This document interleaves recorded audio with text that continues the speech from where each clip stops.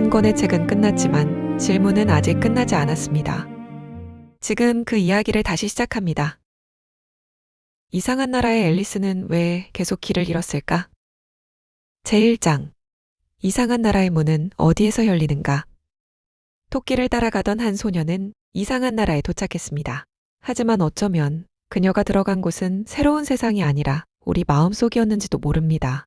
1865년 영국의 수학자이자 작가였던 루이스 캐럴은 한 소녀를 위해 작은 이야기를 들려주었습니다. 강위를 떠다니는 배에서 시작된 그 이야기는 훗날 이상한 나라의 앨리스라는 이름으로 세상에 출판되었고 160년이 지난 지금도 세계에서 가장 많이 읽히는 작품 가운데 하나가 되었습니다. 신기한 것은 이 작품에 뚜렷한 교훈이 없다는 점입니다.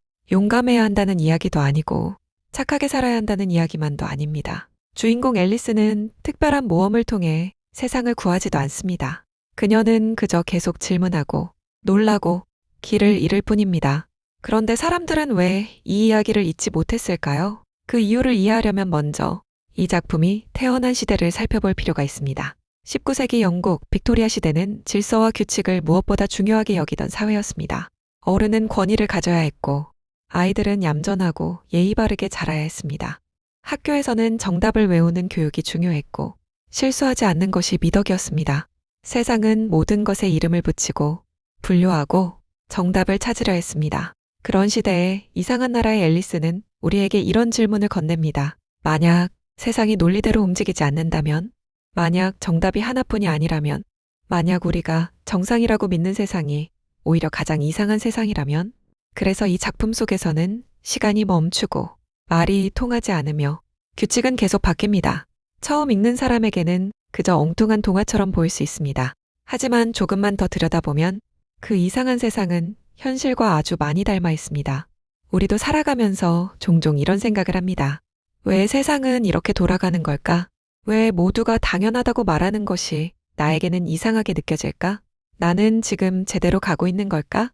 어쩌면 앨리스는 토끼굴 속으로 떨어진 것이 아니라 정답만 믿던 세상에서 질문이 시작되는 곳으로 들어간 것인지도 모릅니다. 그리고 그 질문은 160년이 지난 오늘에도 여전히 우리에게 이어지고 있습니다. 다음 장에서는 가장 유명한 장면 하나를 따라가 보려 합니다. 앨리스는 왜 그토록 계속 길을 잃었을까요? 그리고 우리는 왜 인생에서 수없이 같은 질문을 반복하게 되는 걸까요? 제2장. 앨리스는 왜 계속 길을 잃었을까? 어느 길로 가야 할까요? 앨리스는 갈림길에서 채셔 고양이에게 묻습니다. 그러자 고양이는 오히려 질문을 돌려줍니다. 어디로 가고 싶은데? 앨리스는 잠시 머뭇거리다 대답합니다. 잘 모르겠어요.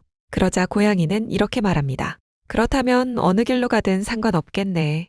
짧은 대화였지만 이상한 나라의 앨리스에서 가장 많이 인용되는 장면 가운데 하나입니다. 왜 사람들은 이 대화를 오래 기억할까요? 그것은 우리가 살아가면서 같은 질문을 반복하기 때문입니다. 어떤 학교를 가야 할까? 어떤 직업을 선택해야 할까? 결혼을 해야 할까? 지금 이 일을 계속해야 할까? 우리는 늘 이렇게 길을 묻습니다. 하지만 정작 가장 중요한 질문은 자주 잊어버립니다. 나는 어디로 가고 싶은가? 목적지를 모른 채 길만 찾으려 하면 모든 선택은 불안해집니다. 그래서 사람들은 다른 사람의 길을 따라갑니다. 남들이 좋다고 하는 길, 남들이 성공했다고 말하는 길. 하지만 그 길이 반드시 내 길이 되는 것은 아닙니다. 앨리스는 이상한 나라에서 계속 헤맵니다. 토끼를 따라가고 문을 찾고 커졌다가 작아지고 또 다른 길을 만납니다. 겉으로 보면 길을 잃은 것처럼 보입니다. 하지만 조금 다르게 생각해보면 앨리스는 한 번도 같은 곳을 맴돌지 않습니다.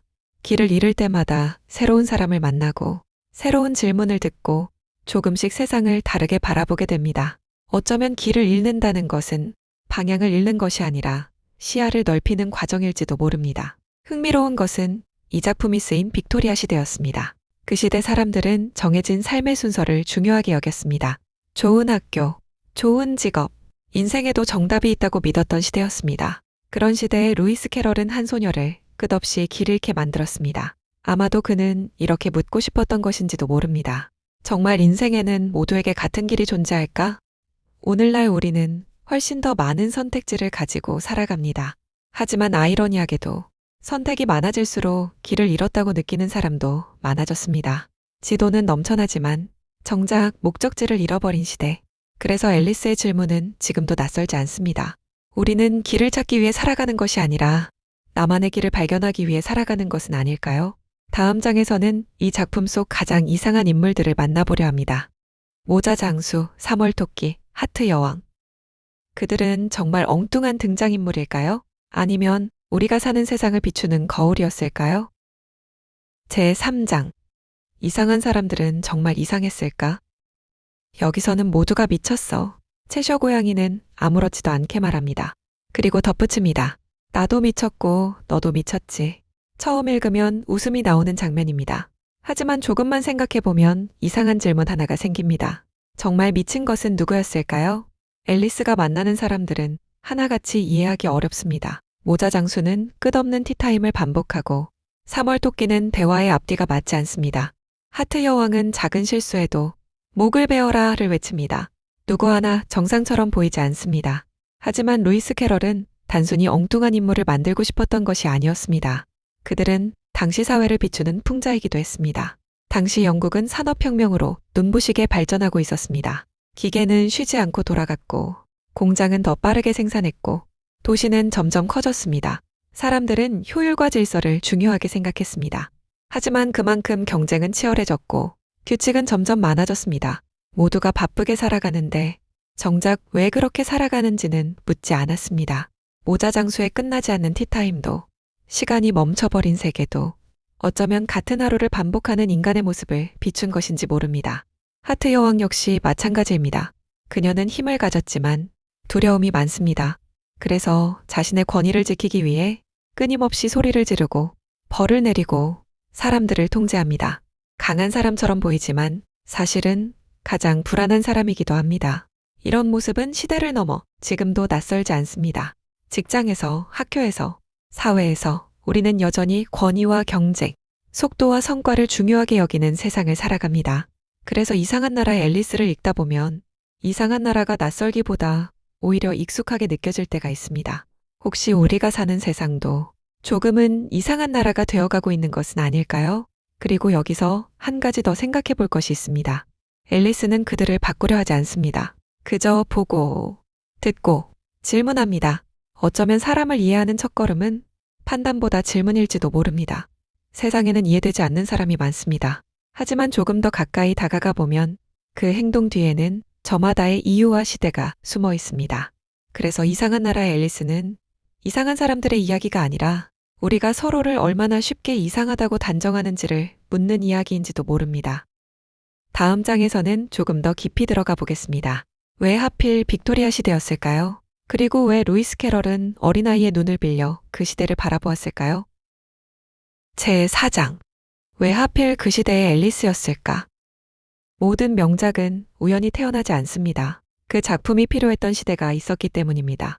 이상한 나라의 앨리스가 출간된 1865년, 영국은 세계에서 가장 강한 나라 가운데 하나였습니다.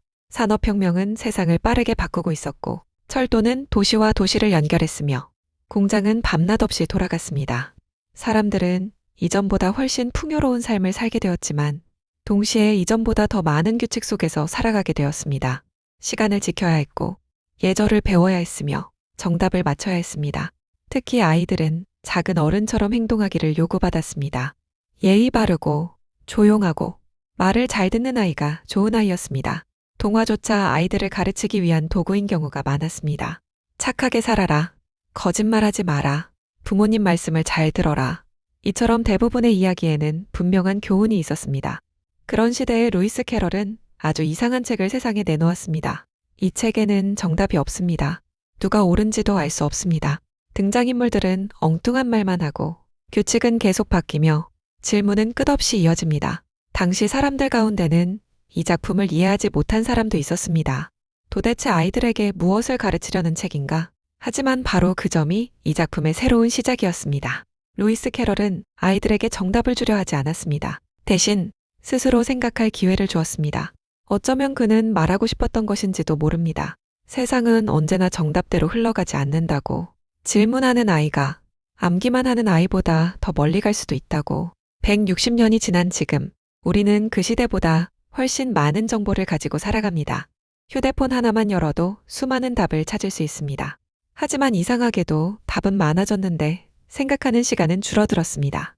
누군가가 추천하는 길을 따라가고 알고리즘이 보여주는 것을 보고 빠르게 판단하는 데 익숙해졌습니다.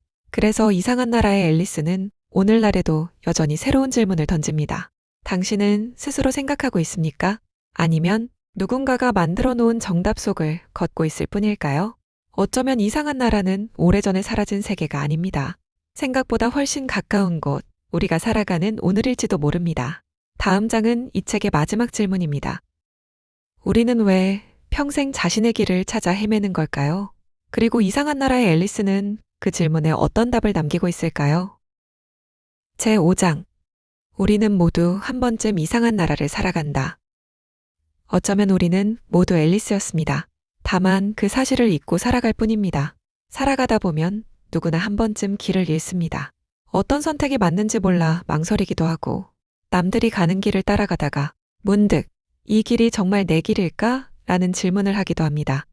그럴 때마다 우리는 정답을 찾으려 했습니다. 누군가가 대신 답을 알려주기를 바라기도 합니다. 하지만 이상한 나라의 앨리스는 끝내 정답을 주지 않습니다. 앨리스는 세상을 모두 이해하지 못한 채 이야기를 마칩니다. 모든 의문이 해결된 것도 아닙니다. 그녀는 그저 현실로 돌아옵니다. 이 결말이 특별한 이유는 현실은 언제나 그렇게 끝나기 때문입니다. 우리 역시 인생의 모든 답을 얻은 채 살아가지 않습니다. 여전히 고민하고 실수하고 후회하며 다시 선택합니다. 어쩌면 인생은 정답을 찾는 여행이 아니라 질문을 품은 채 살아가는 여행인지도 모릅니다. 그래서 이상한 나라의 앨리스는 길을 잃는 것이 두렵지 않다고 말하는 책이 아닙니다. 오히려 이렇게 묻습니다. 당신은 지금 누구의 길을 걷고 있습니까? 남들이 정해준 길입니까? 세상이 옳다고 말하는 길입니까? 아니면 비록 조금 느리고 돌아가더라도 당신 스스로 선택한 길입니까?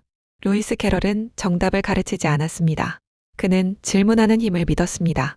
그리고 160년이 지난 지금도 그 질문은 여전히 살아있습니다. 생각해보면 우리는 모두 자신만의 이상한 나라를 살아갑니다.